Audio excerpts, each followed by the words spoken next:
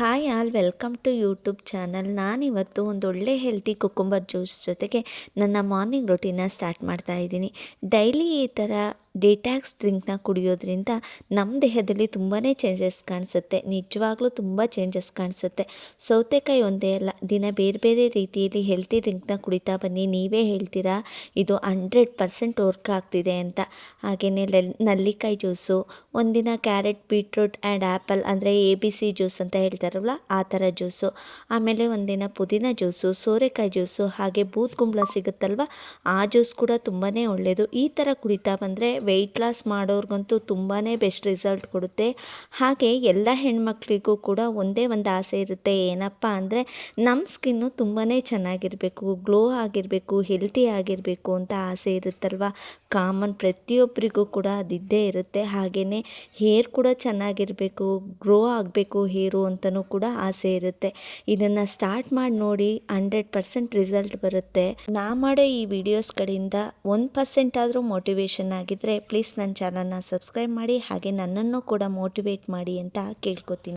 ಇನ್ನು ಈ ಕುಕ್ಕುಂಬರ್ ಜ್ಯೂಸ್ಗೆ ನಾನು ಒಂದು ಸೌತೆಕಾಯಿ ಫುಲ್ ತೊಗೊಂಡಿಲ್ಲ, ಅರ್ಧ ಸೌತೆಕಾಯಿನ ತೊಗೊಂಡಿದ್ದೀನಿ. ಅದಕ್ಕೆ ಸ್ವಲ್ಪ ಪುದೀನ, ಹಾಗೆ ಒಂದು ಪೀಸ್ ಶುಂಠಿ, ಹಾಗೆ ಒಂದು ನೆಲ್ಲಿಕಾಯಿನ ತೊಗೊಂಡಿದ್ದೀನಿ ನಾನು. ಏಕೆಂದರೆ ನನಗೆ ನೆಲ್ಲಿಕಾಯಿ ಅಂದರೆ ತುಂಬಾ ಇಷ್ಟ, ಹಾಗಾಗಿ ನೆಲ್ಲಿಕಾಯಿನ ಯೂಸ್ ಮಾಡ್ತಿದ್ದೀನಿ. ಹಾಗೆ ಸ್ವಲ್ಪ ಪೆಪ್ಪರ್ ಪೌಡರು, ಸ್ವಲ್ಪ ಸಾಲ್ಟ್ ಹಾಕ್ಕೊಂಡು ಜ್ಯೂಸ್ ಜಾರಿಂದ ಇದನ್ನು ರೆಡಿ ಮಾಡ್ಕೋತಾ ಇದ್ದೀನಿ. ಈ ಕುಕ್ಕುಂಬರ್ ಜ್ಯೂಸ್ ಕುಡಿಯೋದ್ರಿಂದ ತುಂಬಾ ಯೂಸಸ್ ಇದೆ. ಮಾರ್ನಿಂಗ್ ಎದ್ದು ಫ್ರೆಶ್ ಅಪ್ ಆಗಿ ಜ್ಯೂಸ್ ತೊಗೊಂಡ್ರೆ ನನಗೆ ಸ್ವಲ್ಪ ಎನರ್ಜಿನೂ ಕೂಡ ಬರುತ್ತೆ. ಕೆಲಸ ಮಾಡೋದಕ್ಕೂ ಕೂಡ ಸ್ವಲ್ಪ ಈಸಿ ಅನಿಸುತ್ತೆ. ಮಕ್ಕಳನ್ನೆಲ್ಲ ಏಳಿಸ್ಬೇಕು, ಸ್ಕೂಲಿಗೆ ಕಳಿಸ್ಬೇಕು, ತಿಂಡಿ ಎಲ್ಲ ಮಾಡಬೇಕಲ್ವ, ಹಾಗಾಗಿ ಸ್ವಲ್ಪ ಟೆನ್ಷನ್ ಆಗುತ್ತೆ. ಹಾಗಾಗಿ ಎದ್ದ ತಕ್ಷಣ ನಾನು ಈ ಜ್ಯೂಸನ್ನ ಕುಡಿಲೇಬೇಕು. ಯಾವುದಾದ್ರೂ ಪರವಾಗಿಲ್ಲ, ಒಂದು ಡಿಟಾಕ್ಸ್ ಡ್ರಿಂಕ್ನ ನಾನು ತೊಗೋತೀನಿ ಡೈಲಿ. ನಾನು ಇವತ್ತಿನ ತಿಂಡಿಗೆ ಬೆಂಡೆಕಾಯಿ ಪಲ್ಯನ ಮಾಡ್ತಾಯಿದ್ದೀನಿ. ಬೆಂಡೆಕಾಯಿ ಪಲ್ಯ ಎಲ್ರಿಗೂ ಗೊತ್ತಿರೋದೆ, ಬಟ್ ಇವತ್ತು ನಾನು ಡಿಫ್ರೆಂಟ್ ಆಗಿರೋ ಬೆಂಡೆಕಾಯಿ ಪಲ್ಯನ ಮಾಡ್ತಾಯಿದ್ದೀನಿ. ಸ್ವಲ್ಪ ಡಿಫ್ರೆಂಟ್ ಇದೆ. ಎಗ್ನ ಯೂಸ್ ಮಾಡಿಕೊಂಡು ಈ ಪಲ್ಯನ ನಾನು ಮಾಡ್ತಾಯಿದ್ದೀನಿ. ಮೊಟ್ಟೆ ಅಂದರೆ ನನ್ನ ಮಕ್ಕಳಿಗೆ ತುಂಬ ಇಷ್ಟ. ಮೊಟ್ಟೆ ಹಾಕಿ ಈ ಬೆಂಡೆಕಾಯಿ ಪಲ್ಯನ ಮಾಡಿದ್ರಂತೂ ತುಂಬಾ ಇಷ್ಟಪಟ್ಟು ತಿಂತಾರೆ. ತರಕಾರಿ ಯಾವ ತರಕಾರಿನೂ ಅವರು ಅಷ್ಟಾಗಿ ಇಷ್ಟಪಟ್ಟು ತಿನ್ನಲ್ಲ. ಈ ಪಲ್ಯ ಅಂತೂ ಅವ್ರ ಫೇವ್ರೇಟ್. ಹಾಗಾಗಿ ವಾರಕ್ಕೆ ಇಲ್ಲಾಂದರೂ 2 ಟೈಮ್ಸ್ ಆದರೂ ಇದನ್ನು ಮಾಡ್ತೀನಿ ನಾನು. ಇದನ್ನು ಯೂಸ್ ಮಾಡೋದ್ರಿಂದ ಮಕ್ಕಳಲ್ಲಿ ಮೆಮೊರಿ ಪವರ್ ಜಾಸ್ತಿ ಆಗುತ್ತೆ ಅಂತ ಹೇಳ್ತಾರೆ. ಹಾಗೆಯೇ ಡೈಜೆಷನ್ ಕೂಡ ತುಂಬ ಚೆನ್ನಾಗಾಗುತ್ತೆ.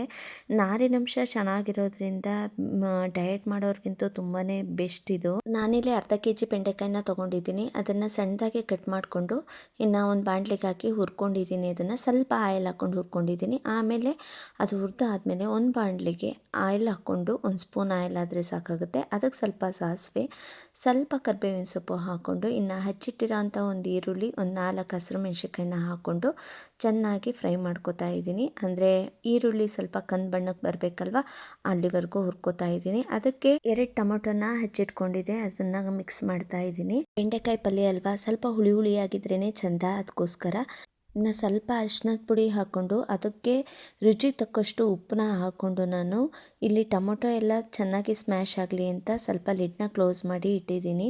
ನೋಡಿ ಎಷ್ಟು ಚೆನ್ನಾಗಿ ಸ್ಮ್ಯಾಶ್ ಆಗಿದೆ ಅಂತ. ಇದೆಲ್ಲ ಟೊಮೊಟೊ ಸ್ಮ್ಯಾಶ್ ಎಲ್ಲ ಆದಮೇಲೆ ನಾನು ಅದಕ್ಕೊಂದು ಸ್ಪೂನು ಅಚ್ಕಾರದ ಪುಡಿನ ಹಾಕ್ಕೊಂಡು, ಇನ್ನೊಂದು ಸ್ಪೂನು ಧನಿಯಾ ಪೌಡರ್ನ ಹಾಕೋತಾ ಇದ್ದೀನಿ. ಸ್ವಲ್ಪ ಗರಂ ಮಸಾಲನ ಆ್ಯಡ್ ಮಾಡ್ಕೋತಾ ಇದ್ದೀನಿ. ಈ ಮಸಾಲೆ ಎಲ್ಲ ಸ್ವಲ್ಪ ಫ್ರೈ ಆಗಬೇಕು, ಅಲ್ಲಿವರೆಗೂ ಹುರ್ಕೊಂಡು ಮತ್ತೆ ಲಿಡ್ನ ಕ್ಲೋಸ್ ಮಾಡ್ಕೋತೀನಿ ನಾನು. ಈಗ ಮಸಾಲೆ ಎಲ್ಲ ಚೆನ್ನಾಗಿ ಫ್ರೈ ಆಗಿದೆ. ಅದಕ್ಕೆ ಸ್ವಲ್ಪ ತುಪ್ಪನೂ ಕೂಡ ಆ್ಯಡ್ ಮಾಡ್ಕೋತಾ ಇದ್ದೀನಿ. ಯಾಕೆಂದರೆ ಆಯಿಲ್ನ ಸ್ವಲ್ಪ ಕಮ್ಮಿ ಹಾಕ್ಕೊಂಡಿದ್ದೆ, ಅದಕ್ಕೆ ಸ್ವಲ್ಪ ತುಪ್ಪ ಆ್ಯಡ್ ಮಾಡ್ಕೋತಾ ಇದ್ದೀನಿ. ಇನ್ನು ಈ ಕಡೆ 3 ಮೊಟ್ಟೆನ ತೊಗೋತಿದ್ದೀನಿ. ಇದೆಲ್ಲ ಫ್ರೈ ಆದಮೇಲೆ ಮೂರು ಮೊಟ್ಟೆನ ನಾನು ಈ ಥರ ಒಡೆದು ಹಾಕೋತೀನಿ. ಡಿಫ್ರೆಂಟ್ ಅಂದರೆ ಏನು ಅಂದರೆ ಇದೇನೆ, ಈ ಮೊಟ್ಟೆನ ಒಡೆದು ಹಾಕೋದೆ ಡಿಫ್ರೆಂಟ್ ಬೆಂಡೆಕಾಯಿ ಪಲ್ಯ ಅಷ್ಟೇ. ಈ ಟೇಸ್ಟ್ ತುಂಬಾ ಚೆನ್ನಾಗಿರುತ್ತೆ. ಒಂದು ಸಲ ಟ್ರೈ ಮಾಡಿ ನೋಡಿ, ನೀವೇ ಹೇಳ್ತೀರಾ.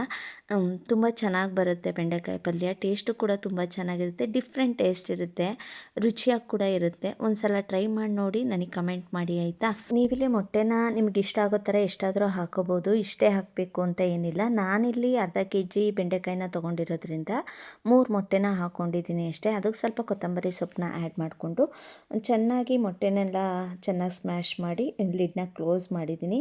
ಈ ಕಡೆನೂ ಕೂಡ ದೋಸೆ ಹಿಟ್ಟನ್ನ ರುಬ್ಬಿಟ್ಕೊಂಡಿದ್ದೀನಲ್ವ, ಅದಕ್ಕೆ ಸ್ವಲ್ಪ ಉಪ್ಪು ಹಾಕ್ಕೊಂಡು ಎಲ್ಲ ಮಿಕ್ಸ್ ಮಾಡ್ತಾ ಇದ್ದೀನಿ ದೋಸೆಗೆ. ದೋಸೆ ಮತ್ತು ಬೆಂಡೆಕಾಯಿ ಪಲ್ಯ ಕಾಂಬಿನೇಷನ್ ತುಂಬಾ ಚೆನ್ನಾಗಿರುತ್ತೆ.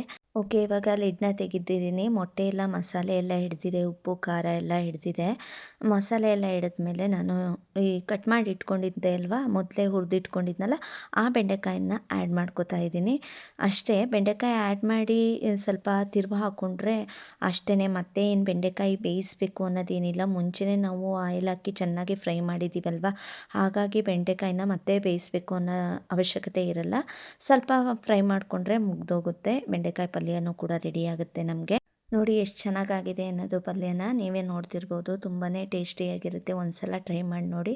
ಇನ್ನು ಮಕ್ಕಳಿಗೆ ಲಂಚ್ ಬಾಕ್ಸ್ನ ರೆಡಿ ಮಾಡ್ತಾ ಇದ್ದೀನಿ. ಲಂಚ್ ಬಾಕ್ಸ್ಗೆ ದೋಸೆ ಮತ್ತು ಬೆಂಡೆಕಾಯಿ ಪಲ್ಯನ ಹಾಕಿ ಅದಕ್ಕೆ ಸ್ವಲ್ಪ ತುಪ್ಪನ ಆ್ಯಡ್ ಮಾಡಿ ಮಕ್ಕಳು ಲಂಚ್ ಬಾಕ್ಸ್ನ ಕ್ಲೋಸ್ ಮಾಡ್ತಾ ಇದ್ದೀನಿ. ಅದ್ರ ಜೊತೆಗೆ ಸ್ನ್ಯಾಕ್ಸ್ ಕೂಡ ಹಾಕಬೇಕು ಮಕ್ಕಳಿಗೆ. ಇಬ್ಬರಿಗಲ್ವ, ಇಬ್ಬರಿಗೂ ಲಂಚ್ ಬಾಕ್ಸ್ನ ರೆಡಿ ಮಾಡಿ ಇಬ್ಬರಿಗೂ ಸ್ನ್ಯಾಕ್ಸ್ನ ಹಾಕ್ಕೋಬೇಕು ನಾನಿಲ್ಲಿ.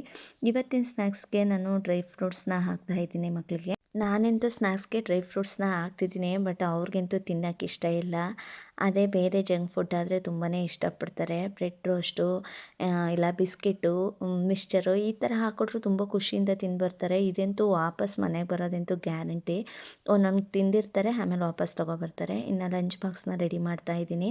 ಇವತ್ತು ಮಕ್ಕಳಿದ್ದಿದ್ದು ಸ್ವಲ್ಪ ಲೇಟು, ಚಳಿ ಅಲ್ವಾ, ಹಾಗಾಗಿ ಬೆಚ್ಚಗೆ ಹೊಚ್ಕೊಂಡು ಮಲ್ಕೊಬಿಡ್ತಾರೆ, ಎದ್ದೇಳಲ್ಲ. ಹಾಗಾಗಿ ಬೇಗ ತಿಂದರೂ ಲೇಟ್ ಆಗುತ್ತೆ ಅಂತ ಹೇಳ್ತಾನೆ ನನ್ನ ಕೆಲಸನ ಮುಗಿಸ್ಕೊತಾ ಇದ್ದೀನಿ. ಮಕ್ಕಳನ್ನ ಏಳಿಸಿ ರೆಡಿ ಮಾಡಿ ಸ್ನಾನ ಮಾಡಿಸಿ ಹೊರಡಿಸಿ ಕಳಿಸೋದ್ರೊಳಗೆ ನಿಜವಾಗ್ಲೂ ಸಾಕಾಗೋಗುತ್ತೆ. ನನ್ನಂತೆ ಎಷ್ಟೋ ತಾಯಂದಿರಿಗೆ ಈ ಅನುಭವ ಆಗಿದೆ, ನನಗೂ ಕೂಡ ಅನುಭವ ಆಗಿದೆ. ಅದಕ್ಕೆ ಹೇಳ್ತಾ ಇದ್ದೀನಿ, ತುಂಬಾ ಕಷ್ಟ. ಅದರಲ್ಲೂ ಮಕ್ಕಳನ್ನ ಹೊರಡಿಸಿ ಅವರಾಗೆ ಮಾಡ್ಕೊಳ್ಳೋವರೆಗೂ ಸ್ವಲ್ಪ ಒಂದು ಹಂತವಾಗಿ ಬೆಳವಣಿಗೆ ಆಗೋವರೆಗೂ ಸ್ವಲ್ಪ ನಮಗೆ ಹಿಂಸೆ ಕೊಡ್ತಾರೆ ಮಕ್ಕಳು.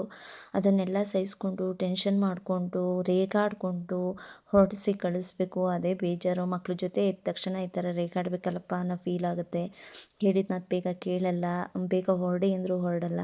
ಹಾಗಾಗಿ ಹೊರಡಿಸಿ ರೆಡಿ ಮಾಡ್ತಾ ಇದ್ದೀನಿ. ನಿಮ್ಮ ಮನೇಲೂ ಕೂಡ ಹೀಗೇನಾ, ಇಲ್ಲ ಮಕ್ಕಳು ನಮ್ಮ ಮನೇಲಿ ಮಾತ್ರ ಹೀಗೇನಾ? ಕಮೆಂಟ್ ಮೂಲಕ ತಿಳಿಸಿ ಆಯಿತಾ. ಇವತ್ತು ಸ್ವಲ್ಪ ಲೇಟ್ ಬೇರೆ ಆಗಿಬಿಟ್ಟಿತ್ತು, ಹಾಗಾಗಿ ಅವಳು ತಿಂಡಿ ಮಾಡ್ತಾಯಿದ್ಲು. ಜೊತೆಲೇ ಕೆಳಗಡೆ ಕೂರಿಸ್ಕೊಂಡು ಜಡೆನ ಹಾಕಿದೆ. ಹಾಗೆಯೇ ಅವನಿಗೂ ಕೂಡ ಹೇರ್ ಸ್ಟೈಲ್ ಮಾಡಿ ಬೇಗ ಬೇಗ ತಿನ್ನಿ ಅಂತ ಹೇಳಿ. ಇನ್ನು ಬ್ಯಾಗ್ ಅಂತೂ ಪ್ಯಾಕ್ ಮಾಡಿರಲಿಲ್ಲ, ಹಾಗಾಗಿ ಮಲಗಿಬಿಟ್ಟಿರ್ತಾರೆ ನೈಟ್ ಟೈಮ್ ಓದ್ಕೊಂಡು. ಹಾಗಾಗಿ ಬುಕ್ಸ್ ಇಟ್ಟು ಅದನ್ನೆಲ್ಲ ಪೆನ್ಸಿಲ್, ಎರೇಸರು ಎಲ್ಲ ರೆಡಿ ಮಾಡಿ, ಆ ಬ್ಯಾಗೆಲ್ಲ ರೆಡಿ ಮಾಡಿ, ಲಂಚ್ ಬಾಕ್ಸ್ ರೆಡಿ ಮಾಡಿ, ಇನ್ನು ಆಚೆ ಬಂದು ಅವ್ರ ಶೂಸು ಸಾಕ್ಸು ಎಲ್ಲನೂ ತೆಗೆದಿಟ್ಟು ಎಲ್ಲ ಜೋಡಿಸಿ ಆಮೇಲೆ ಅವ್ರಿಗೆ ಹಾಕಿಸಿ ಕಳಿಸ್ಬೇಕಾಗತ್ತೆ ನಾನು. ತುಂಬ ಹಿಂಸೆ ಆಗ್ಬಿಡುತ್ತೆ. ಬೆಳಗ್ಗೆ ಟೈಮ್ ಅಂತೂ ತುಂಬಾ ಟೆನ್ಷನ್ ಆಗುತ್ತೆ ನನಗೆ.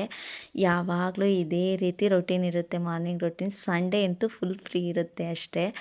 ಸಂಡೇ ಫ್ರೀ ಇರುತ್ತೆ, ಬಟ್ ಆ ಟೈಮಲ್ಲಿ ಇವ್ರಿಗೆ ಡೈಲಿ ಬೇಗ 7:00 6:30ಗೆ ಎದ್ದು ಅಭ್ಯಾಸ ಆಗಿ ಸಂಡೇ ಟೈಮಲ್ಲೂ ಬೇಗ ಎದ್ದುಬಿಡ್ತಾರೆ. ಇನ್ನು 7:30ಗೆಲ್ಲ ಅಮ್ಮ ಹೊಟ್ಟೆ ಹಸಿವು, ತಿಂಡಿ ಹಾಕ್ಕೊಡು ಅಂತ ರೇಗ್ಸೋಕ್ಕೆ ಸ್ಟಾರ್ಟ್ ಮಾಡ್ತಾನೆ. ಅವತ್ತು ಕೂಡ ನಿದ್ದೆ ಕೊಡಲ್ಲ ನನಗೆ. ಓಕೆ, ಈಗೆಲ್ಲ ರೆಡಿ ಆಯಿತು ಅವ್ರದ್ದು. ನಮ್ಮ ಮನೆಯವ್ರ ಮನೇಲೇ ಇರೋದ್ರಿಂದ ಅವರೇ ಸ್ಕೂಲಿಗೆ ಬಿಡ್ತೀನಿ ಅಂತ ಹೇಳಿದರು. ಗಾಡೀಲಿ ಅವರೇ ಬಿಡ್ತಿದ್ದಾರೆ. ಎಲ್ಲ ಬ್ಯಾಗೆಲ್ಲ ಪ್ಯಾಕ್ ಮಾಡಿ ಅವ್ರನ್ನ ಹೊರಡಿಸಿ ಕಳಿಸಿ ಬಾಯ್ ಮಾಡಿ ನನ್ನ ಮಾರ್ನಿಂಗ್ ರೊಟೀನ್ ಕೆಲಸನ ಮತ್ತೆ ಸ್ಟಾರ್ಟ್ ಮಾಡ್ಕೋಬೇಕಲ್ವ.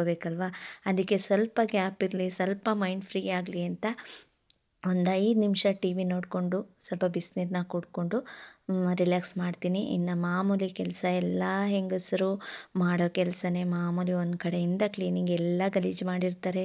ನಾವು ಗಡಿ ಬಿಡಿಲಿ ಯಾವುದನ್ನೂ ಕ್ಲೀನ್ ಮಾಡೋಕ್ಕಾಗಿರಲ್ಲ, ಹಾಗಾಗಿ ಎಲ್ಲನೂ ಕ್ಲೀನ್ ಮಾಡಲೇಬೇಕು.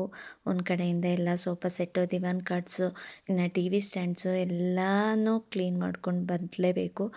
ಅದ್ರ ಜೊತೆಗೆ ಬೆಳಗ್ಗೆ ತಿಂಡಿ ಮಾಡಿರ್ತೀವಲ್ವ, ಅಡುಗೆ ಮನೆ ಅಂತೂ ನೋಡೋಕ್ಕಾಗ್ತಿರಲ್ಲ, ಅದು ಕೂಡ ತುಂಬಾ ಗಲೀಜಾಗಿರುತ್ತೆ. ಅದನ್ನು ಕ್ಲೀನ್ ಮಾಡಿಕೊಂಡು ಇನ್ನು ನೆಕ್ಸ್ಟು ಮನೆಯೆಲ್ಲ ಒರೆಸೋದು ಎಲ್ಲ ಇದ್ದಿದೆ. ನಿಜವಾಗ್ಲೂ ಈ ಥರ ಕೆಲಸ ಮಾಡಿನೂ ಮಕ್ಕಳನ್ನ ಹೊರಡಿಸಿ ಹೊರಗಡೆ ಜಾಬ್ ಮಾಡ್ತಾರಲ್ಲ ಅಂಥ ಹೆಣ್ಮಕ್ಳಿಗೆ ನನ್ನ ಕಡೆಯಿಂದ ಬಿಗ್ ಹ್ಯಾಟ್ಸ್ ಆಫ್ ಹೇಳ್ತೀನಿ ನಾನು. ನಿಜವಾಗ್ಲೂ ತುಂಬ ಗ್ರೇಟು, ತುಂಬ ಸ್ಟ್ರಾಂಗ್ ಆಗಿರೋರೇ ಈ ಕೆಲಸ ಮಾಡೋಕ್ಕಾಗೋದು. ಹಾಗೆಯೇ ನನ್ನ ಕೆಲಸನೂ ಕೂಡ ಇನ್ನೂ ಮುಗ್ದಿಲ್ಲ, ತುಂಬಾ ಇದೆ. ಈ ವಿಡಿಯೋದಿಂದ ಸ್ವಲ್ಪನಾದರೂ ನಿಮಗೆ ಮೋಟಿವೇಶನ್ ನನ್ನ ವಿಡಿಯೋದಿಂದ ಸಿಕ್ಕಿದೆ ಅನ್ನೋದಾದರೆ ಪ್ಲೀಸ್ ನನ್ನ ಚಾನಲ್ನ ಸಬ್ಸ್ಕ್ರೈಬ್ ಮಾಡ್ಕೊಳ್ಳಿ ಅಂತ ಕೇಳ್ಕೊತಾ ನೆಕ್ಸ್ಟ್ ವಿಡಿಯೋದಲ್ಲಿ ಸಿಗ್ತೀನಿ. ಅಲ್ಲಿವರೆಗೂ ಟೇಕ್ ಕೇರ್.